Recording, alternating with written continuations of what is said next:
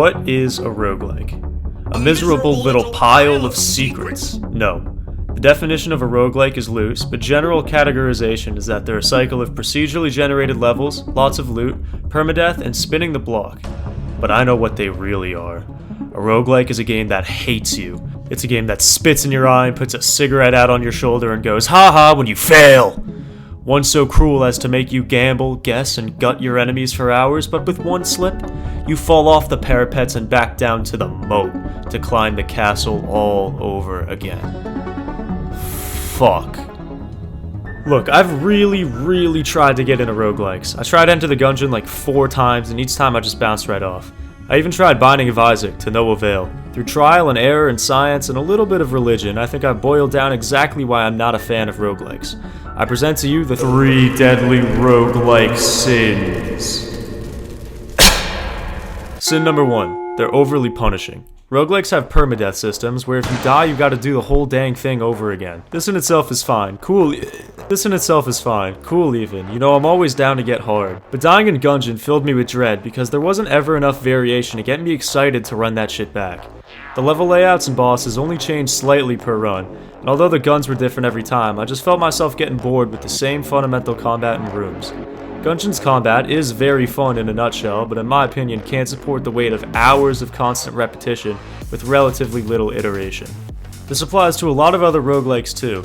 Noida, Isaac, ROR, all really fun games at their core, but trying to push past those early biomes and grind every single time upon death is just draining. Sin number 2, there's too many fucking stats everywhere. I'm a no-life, but in the sense like I'll throw myself at a boss until I learn its moveset.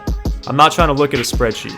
Roguelikes often demand that you min-max every little stat and build an ideal character with whatever junk you find just lying around, and it turns into this unfun number-crunching menu fest. If I wanted to run numbers like some Poindexter NASA dweeb, I'd just go do math, and I already do enough math as it is. I'm gonna blow my fucking lid, dude, seriously, stop. Sin number 3, too much is left to luck. Look, I love gambling. Luck is inherent to gaming, but it's especially inherent to roguelikes. In Gungeon and Isaac, the weapons and items you randomly find can play a huge role in your success. Oh, you opened the chest and found a paperclip? Better luck next time, fucko. Time to go fight God. RNG can be a great tool when used sparingly, but a game where runs live or die based on what you get from a box just isn't for me. I far prefer games that give you a standard set of tools and ask you to get better at core mechanics, like Souls games for example. That's my preferred method of difficulty. Those are my main problems with roguelikes/lights, for the pretentious crowd. I know people who absolutely love roguelikes because of these exact qualities, shout out to Pratt, but they're the main reason I personally struggle with them. Combine my inability to enjoy roguelikes with my dislike for turn-based combat, and I should absolutely hate Into the Breach on paper. So you might be surprised to hear that it's quickly become one of my top 20 games ever, and is easily my favorite strategy game. But why? What did it do differently? Simple. Into the Breach takes the best aspects of strategy games, stirs them with the core aspects of roguelikes, and creates an experience that uses luck, stats, and randomness as a supplement to the player's intelligence and decision making. Let's start by talking about the core strategy stuff that Into the Breach brings to the table. The grid. Into the Breach is fundamentally just chess with bugs. You can clearly see what these little guys are doing, and they constantly force the player into these checkmate scenarios. Sometimes I have to sacrifice my mech for the sake of a building, or let a building go for the sake of an objective. Constantly juggling priorities like your power grid, mech health, kill counts, and other stuff is super engaging, keeps me on my toes.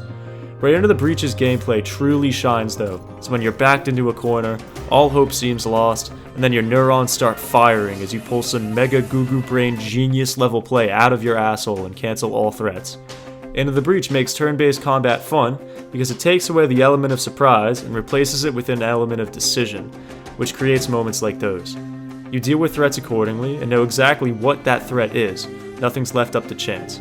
That's just the ITB fundamentals though. It's time to crack into those roguelike aspects and see how it does stuff better.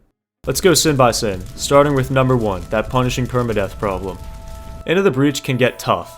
It's easy to get your shit rocked so bad in a single battle that you abandon the entire timeline you were fighting for and start again. If you do abandon your timeline or die, you have to engage with ITB's permadeath system and start the campaign over. Here's where it gets good though and avoids the pitfalls of other roguelikes. Games like Hades and Enter the Gungeon have one straight line, with some variation in level layout, rooms, guns, all that stuff. But in ITB, not only are the maps and battles altered on every run, but you can choose which island to start at. This seems small, but completely changes how a run will play out, and removes a lot of the tedium I found playing a game like Gungeon, for example. Let's say I started on Grass Island, made it to Desert Island, and got my shit rocked by the area boss. I can now start on Desert Island, move to a more difficult version of Grass Island, and open up Ice Island, or go straight to the final boss. You can see how this feature opens up a long tree of possibilities for run structure, instead of just trying to make it further through pretty similar areas every time. Sin number 2, too many stats. Into the Breach strips back a lot of the unnecessary BS and number crunching, because it simply doesn't need it.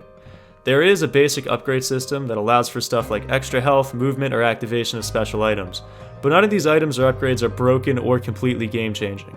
They can't be, because at the end of the day, your brain will win or lose you the run. There are no ideal builds that just clean house, and there aren't builds that suck ass either, because everything ITB gives you is a tool to be used as seen fit. Having more reactor cores and higher stats on one mech doesn't make that mech inherently better than the others, it just widens the opportunities for which it's useful. Essentially, ITB doesn't demand you optimize your builds, but rather gives you enough stuff to create a set of mostly equal tools. On to the final and most important sin, luck and greed. Into the Breach is not completely without RNG. This RNG, unlike the other RNG I discussed earlier, is chill though, because the places it's used are sparing, fair, and even exciting.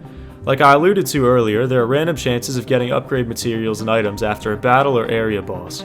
These items don't determine your success, but rather open up a fun new way to approach combat scenarios. I randomly found this guy chilling in a time pod, for instance, and it allowed me to sacrifice my health for damage, encouraging a more aggressive playstyle. This other time, I found a pilot who just randomly had a special move where I could move after shooting, and instead of being completely broken, he instead just changed the way I played, which allowed me to be more defensive after laying out attacks. Battle layouts, enemy spawns, and enemy movements are left somewhat up to chance, but the telegraphing of attacks by enemies means it's never unfair. The RNG instead serves to spice up combat scenarios and push the player towards that giga-brain moment. Runs are again made or broken based off your decisions within scenarios the game throws at you, not what you get out of a box. There is luck, but you are still very much in control. What it all boils down to is this: Into the Breach is the perfect roguelike because it's a roguelike that depends on you. It's at its core a very smart, very deliberate strategy game, and the roguelike elements just serve to establish, honestly, really real feeling stakes. If you lose, you fucking lose. People die, and you gotta just restart. If ITB wasn't a roguelike, I guarantee you I wouldn't like it as much. But the perma-death, little sprinkles of RNG, and a really smart upgrade system keep me super engaged and always willing to just drop some more rounds dealing with some Vec. And at the end of the day, squishing bugs is all that really matters. So there's my little semi-scripted spiel about a stellar strategy game. I've been playing it a lot recently, like a disgusting amount, and I only ever make videos on games I like. So I figured why not peel back some layers and try to figure out why ITB soaks me with excitement. Strategy excitement. Remember to like, share, and subscribe, or I'll do something drastic. Don't dig 6 feet under your local Rite Aid. Stay tuned, dipshits, and see you soon. We got a lot coming up.